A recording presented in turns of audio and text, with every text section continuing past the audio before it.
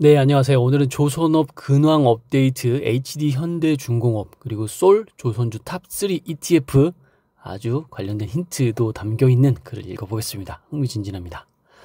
궁금하면 현장을 가보는 습관이 있습니다. 현대중공업 군산조선소가 문을 닫은 군산 지역을 시간 내서 실사를 해본 적이 있었다.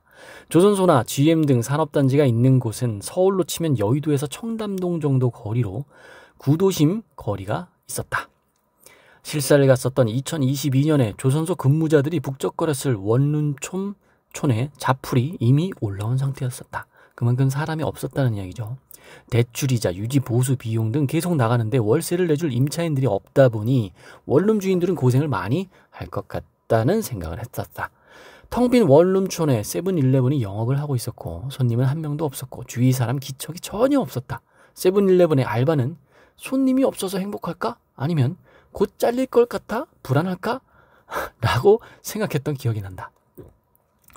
원룸촌의 요지에 위치해서 손님들의 북적거렸을 호프집 잠비어스는 잔을 더 못 비우고 문을 닫은 것 같았다.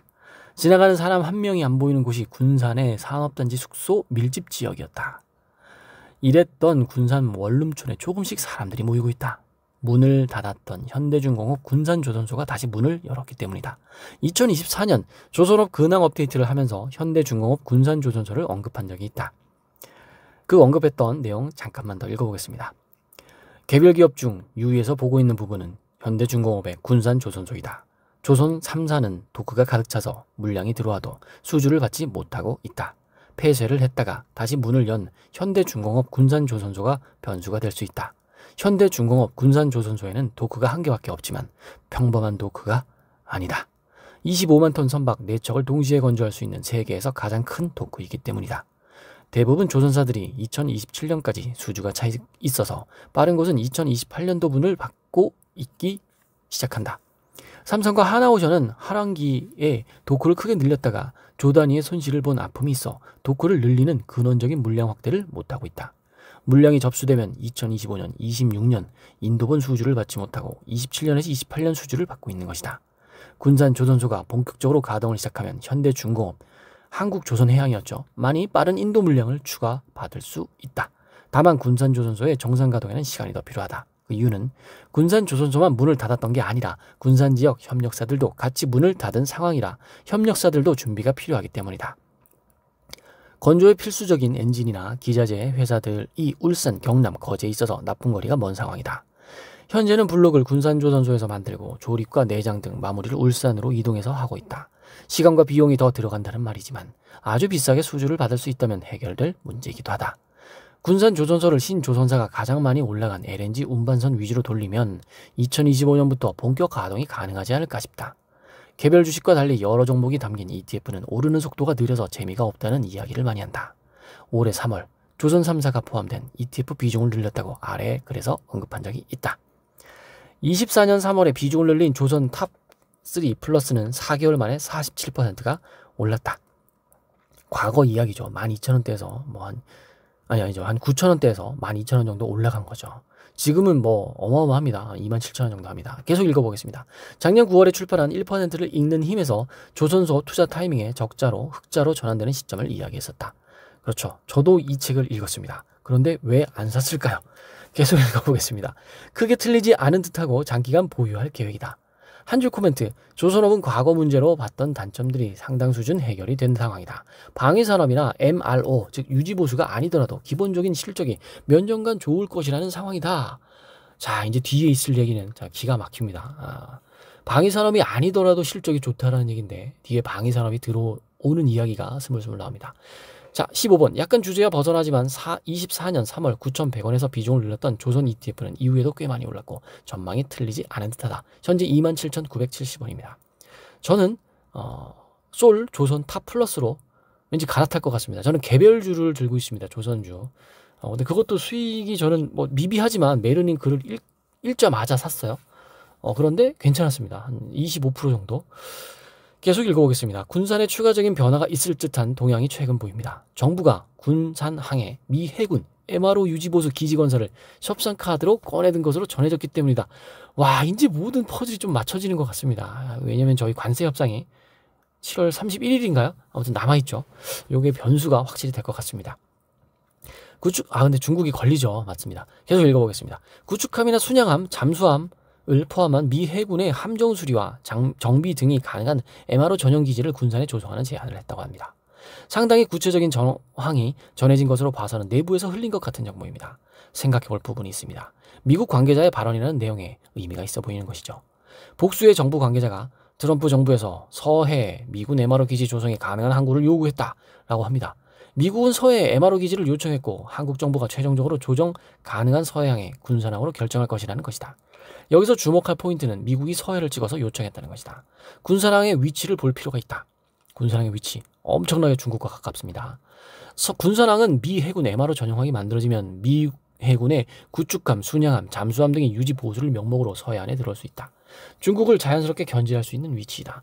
MRO 전용함의 위치는 전북도와 군산시가 군산항 7부두 일대에 구축을 추진 중인 특수 목적선 선진화 단지 조성 사업 부지로 예상되어 있다. 와, 생각만 해도 이거 너무 좋은데요. 현 정부의 스탠스를 확실하게 볼 수 있는 계기가 될 것 같습니다. 이거를 만약에 정부 주도하에 만약에 안 하겠다고 하면 야, 진짜 이민 가야 됩니다. 진짜로. 네, 계속 읽어보겠습니다.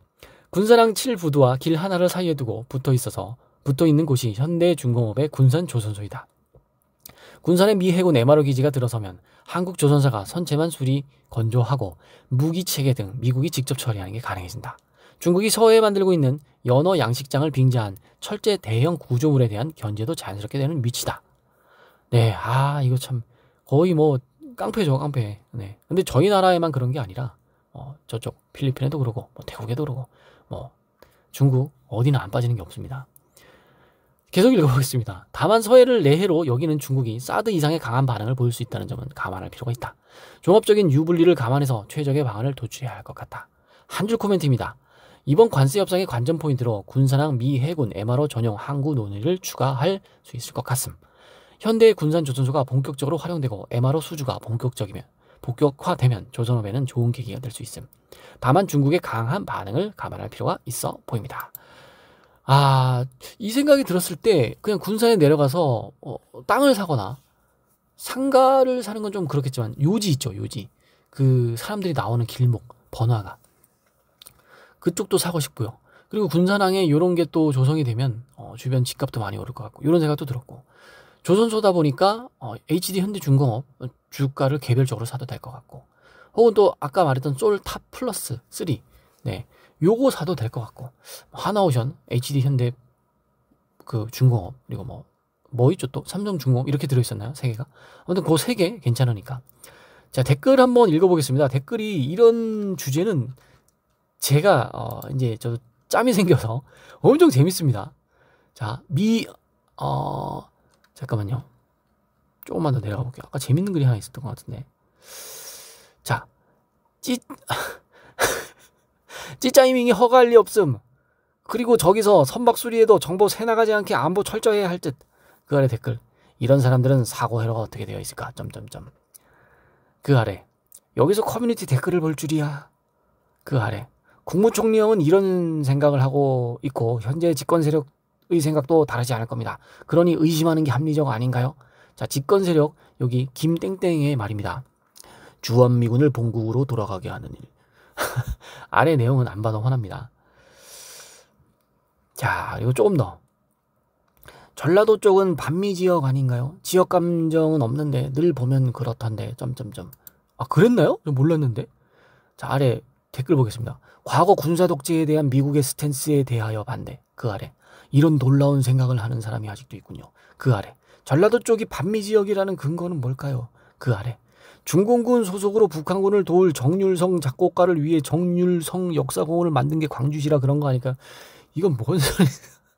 그 아래. 군사는 전북과 충남의 경계에 있고 이미 미군 기지도 있으며 전북은 지역에 아무튼 그렇습니다. 과거 반미를 외쳤던 학생 운동권 NLG 세력의 정치 대표가 많은 지역이긴 함. 그 아래. 그 당시 전대협은 전국이 NLG. 네, 아무튼 이런 좀 점점점한 글들이 많습니다. 마지막 하나만 읽고 읽어보겠습니다. 시진핑 방한은 물 건너가나요? 언제 방한하기로 했었나요? 그 아래 읽어보겠습니다. 찐핑이 실각설 중국 경제 말아먹은 원흉이라 자체 제거 작업 중이라네요. 미래를 봐서 중국과 가까워서 좋을 것 하나도 없습니다. 그렇죠. 지금 현재 메르닌 글을 읽어보면 미국의 시진핑의 그 위치가 조금 흔들리고 있습니다. 그래서 아무튼 두 세력이 싸우고 있죠. 두 세력이라고 해야 되나? 세 개의 세력이 맞겠죠. 점점 하나하나 숙청되고 있습니다. 시진핑이 아니라 시진핑이 심어놓은 그런 신복들, 세력들이요.